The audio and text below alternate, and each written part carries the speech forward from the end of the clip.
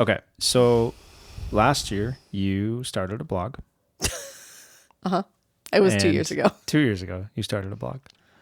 And you wrote a couple of posts. Mm-hmm. Like 3, maybe 4. Okay. And then you stopped. Mm-hmm. And you had a chance to renew it the next year. Mm-hmm. And you did. Mm-hmm. And then you had a chance to renew it and this I wrote year. 1 or 2 that year. 1 or 2 that year. Okay. And then you had a chance to renew it again. Yeah. This year. Yeah.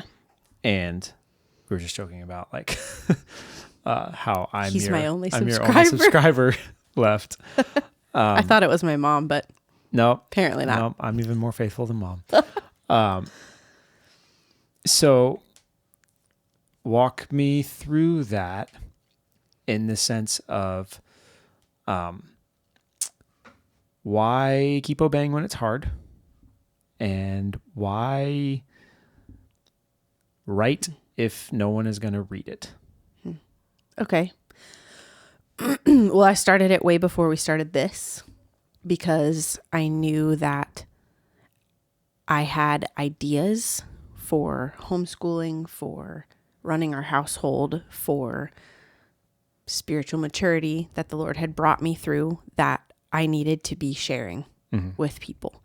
And I have stopped and started partly because of a perfectionist tendency of like, I don't know how to get those ideas out of me and down in a way that makes sense when I'm not just having a conversation with someone. Yeah. And so the thought that Someone like, who's dashingly handsome or anyone else. and very smart. Oh my gosh. So distracted now. So I didn't know how to put those thoughts down in a way that seemed natural because I just wanted to make it so perfect sounding and make people want to read it.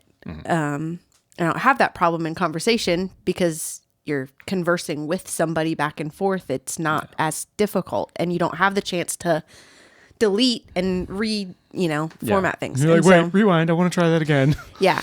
But that's happened even with me, with like getting so tense when we're recording of just like, that wasn't a good conversation, or like, we weren't right, or like, what if we aren't right, or what if we didn't say the perfect thing, or what if we didn't say it perfectly? And so that's another reason why there's been kind of a long break because I've had to work through that. Yeah.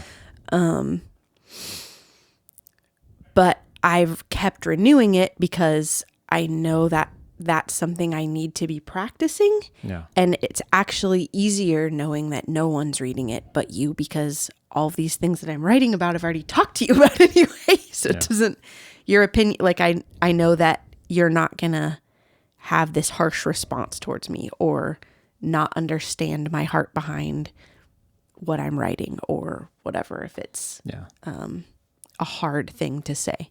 Yeah. Yeah. That makes sense. Makes sense.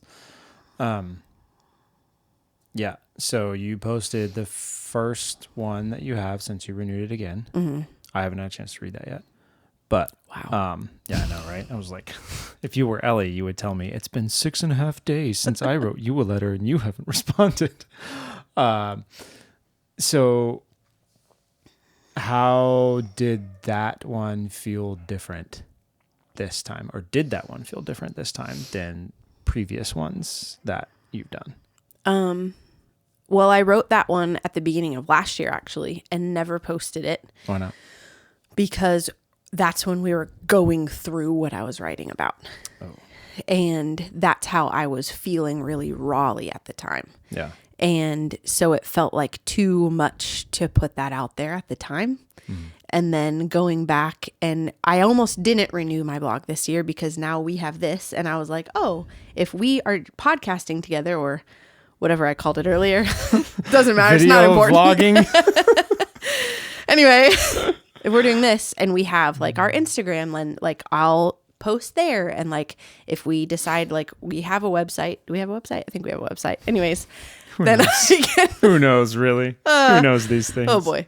Then I would just be like, I would just write for that. And then when I was going to cancel my own, I just felt like, no, that's your practice ground. And so I was like, well, I guess I'll just keep it. And I already had that written and I read over it and was like, oh, this needs to go out now. And so it was just easier to be like, I'm not in that space anymore, but I have come through that space. Now I'm ready to share it. Yeah. And so I think that's just something to keep in mind for me, is like a lot of my writing comes from a really emotional place or a passionate place of things that we're in or going through. And those maybe I just need to write them at the time and then set them aside and then go back sometimes when we're through it and be like, oh, okay, now I need to like relook at this and make sure it's good and then send it. Yeah. Feeling like, oh, I've come through this. I'm sure not everything will be like that because it isn't here. You know, we talk about things as we're dealing with them. Yeah, I said it's coming up. Yeah. Whoops. Yeah. But we also don't talk about anything that we haven't already talked with the Lord about and like heard from him about, that he's already starting to at least work us through. Yeah. So that's the difference, I guess, is just like, when I wrote that last year, there had been none of the, I'm like inviting the Lord into this mess and like, Yeah. Anyway. Yeah. It was just like the very raw. Like I love one of the things that Jordan Peterson talks about in 12 Rules for Life, where he's like, tell the truth always, or at the very least, do not lie. And he talks about how like you need to tell the truth. And he made a commitment where he's like, I'm only going to say things that I know to be true. But you can't do that to this like insane extreme of like, I'm only going to say things that I know without any doubt at all. Yeah. Right. Like that doesn't get you anywhere. So it's like, you have to be willing to push it enough to be like, I'm not just going to say stuff. Yeah. But also I'm not going to be like, I have to know for certain that this is exactly right. And like the perfect interpretation of scripture and God and all this stuff. Right. It's just like, I have to firmly believe that it is true right now to the best of my ability and not be kidding myself that whether or not I actually put any work towards saying it or knowing that. You know? Yeah. And that's so difficult for me because I want it to be perfect. And the only way to be perfect is to know it without a doubt with like full certainty that this will never change and it's the ultimate truth. And well, and it's like, it's so stupid. Like I was thinking about this the other day, how we do this with pastors, where it's like what you think you want is for your pastor to like look back at everything they've ever said and be like, yeah, man, I still stand by that. Like it was right. Yeah. Because otherwise then like they've taught you something wrong. Right. Right. Right. But that's like you actually think about that and you're like, okay, so I listened to this human 20 years ago, 20 years. And in 20 years, this guy is like, nah, man, none of my beliefs have changed. We were talking to Dad about that this summer. Yeah. Who were we talking to? It doesn't matter who we were talking about, but it was somebody who's like pretty big name in Christian circles. Yeah. And how he's changed his mind on stuff. And at first, Dad was like, I don't like that. And I'm like, but I think it shows growth. And he was like, oh, yeah, I actually agree with that. Like, oh, that shows that like he's actually has a living and active relationship with the Lord. Yeah. And he's allowing his faith to grow. Yeah. Because it's like, you don't think about it that way, but it's like the only way of explaining the opposite of that, of like, oh, I look back and I agree with everything that I ever said. Yeah. Is like, okay, so either like I just am not honest, you know, right. like at all. I actually disagree, but I'm not going to tell you that. Or 20 years ago, me was perfect and I am still perfect. And for my whole entire life, I have had no misconceptions about anything about an infinite God, which is like, that's a little concerning. Yeah. Like that actually is more concerning than the I've changed my mind. Yeah. Because I know there have been people that, you know, they're like, oh, well, they said something in a sermon one time that I disagreed with. And then he preached the sermon on that same topic later and he preached it differently. I'm like, good. Yeah. Yeah. I'm glad. Yeah. That means he has fresh insight. Yeah. Yeah. Literally though. Yeah. And it's just like, we discount like doing the work that is necessary to make a claim of like, I really do believe this to be true to the best of my ability right now. Yeah. And I'm not afraid to say it. Yeah. While also still holding it loosely enough Right. to recognize, but if I'm I still get growing. 30 years from now and I agree with everything that 20-year-old me said, Yeah. that's not great. Yeah. Like that's not a good thing. I think that's just hard to put yourself out there like that. Like, hi, this is the level of spiritual maturity that I'm at. yeah, this is the level Feel free of to tear it apart. yeah, this is the level of everything. Yeah. And that's where it's that beauty of like being obedient in the darkness, or like being obedient when you're hidden, or writing when no one reads, or recording when no one listens. Yeah. Like any of that, it's that gives you the reps of practicing not only just the presentation of like, oh, this is what I believe, Right. but also the like, if you let it, the questioning of yourself of like, can I truly say like, this is what I believe to be true right now? Like, have I done the work to be worthy of making that right? Or am I going to statement? crumble like at the first person who questions me? I don't know. Yeah, especially if they come in like all super confident of like, rah, rah, rah, rah, rah, rah, rah, you know, Right. and yeah, so yeah, it's there's so much value in the being obedient when you're hidden, you know, Yeah. and I think it's cool. It's been cool to watch you in that with the blog, because it's like, okay, you know, oh, like like, yes, I'm all hyped and I want to do it. And then like I did one, and then I'm like, oh crap, that wasn't perfect. Like, oh my God, you know, or like someone said something, you know, or like whatever. And then just falling off, and then coming back around to a realization of like, oh my gosh, if I don't do this, I'll never get any better at it. Yeah. But then also, if I don't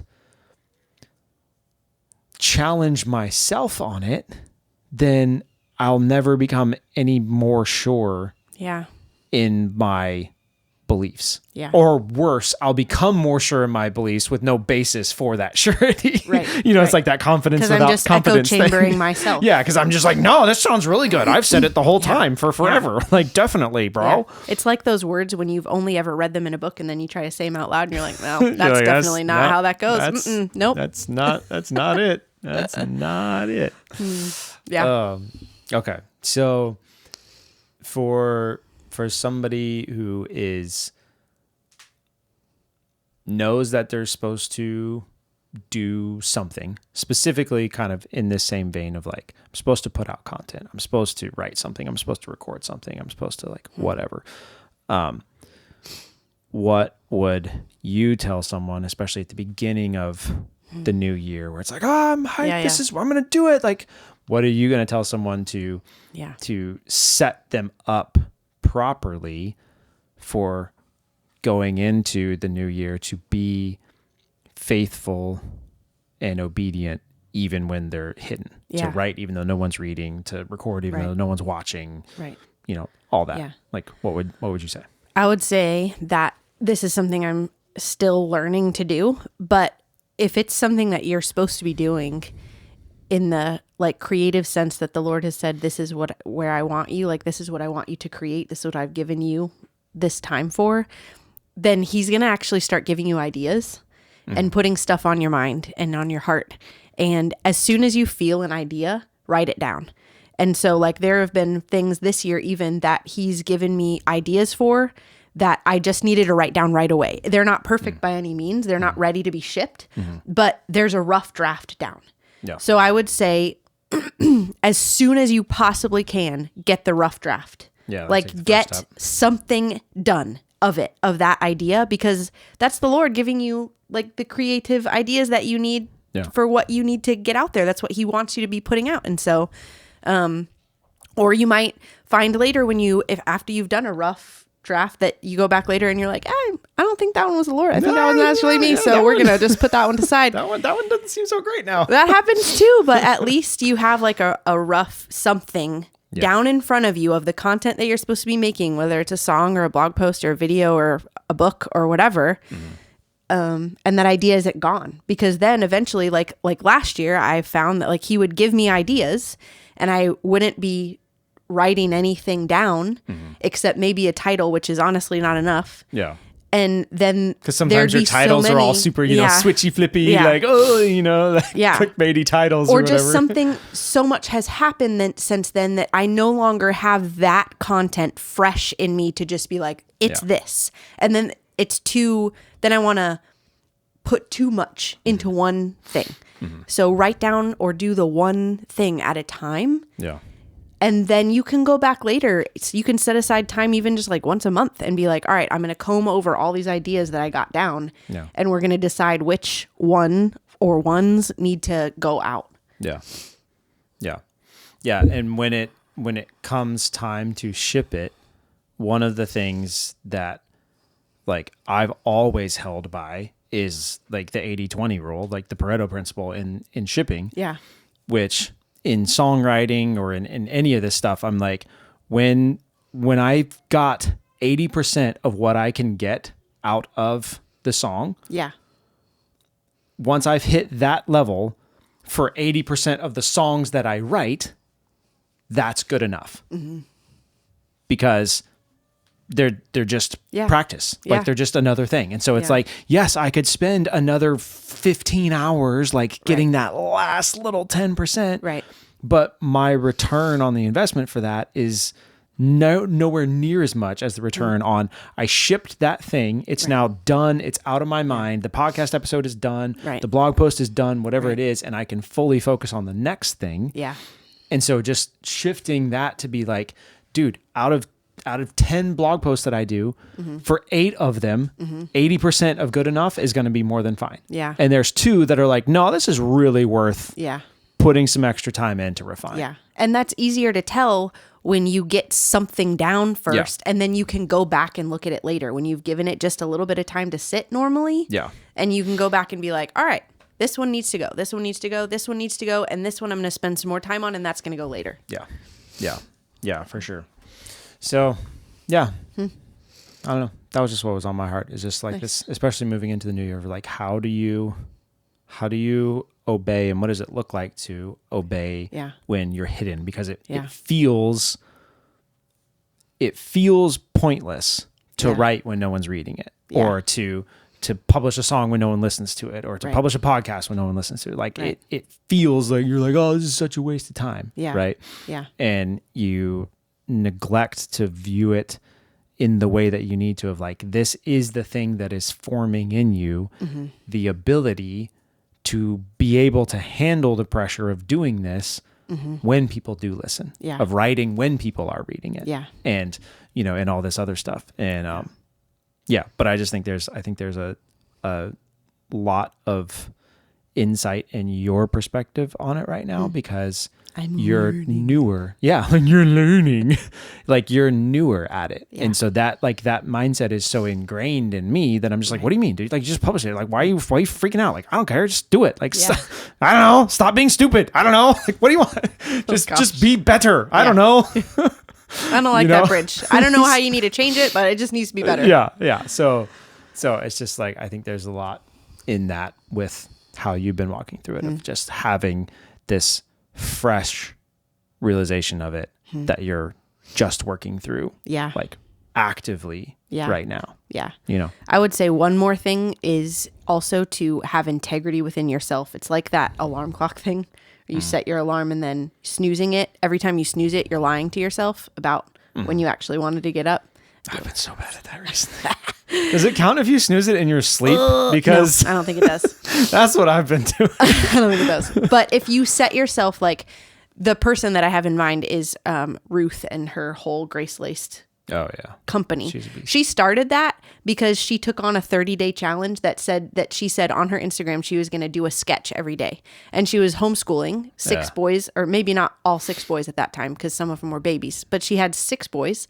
And some days she said she would just sketch something on a napkin, take a picture and post it off of something that, like, the Lord was showing her that day, something about him. I can't do that. I don't have that artistic skill, but she could. And she said that, and then she did it for 30 days. And so that shows, like, integrity and keeping your word. So if you say either to yourself or an audience, imaginary or not at this point, that you're going to do something, then do it. Because if you go back on it, then the lack of integrity within yourself is going to be compounded with the already hard thing of getting something that you created in your soul out there. You know? Yeah. Like the lack of integrity just feeds the already downward spiral of. And then it's going to be worse to try to get back into doing anything. Yeah, for sure. So. For sure. Yeah. No. Yeah. I think that's all I got. Thanks. Good job. Go read the blog. All right. What is the blog? Now you got to do your pitch for the blog. Oh, I wasn't. Do you remember your this. website? Yeah, it's belovedandbrave. Dot. I don't know.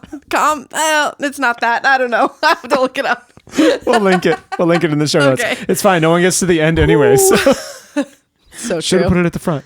Yeah. No, I think that's all I got. I have an Instagram, but I'm not on Instagram right But I deleted Instagram from my phone. We'll get back to you. Real life. Oh. And there's a child. Gotta go. And we're out.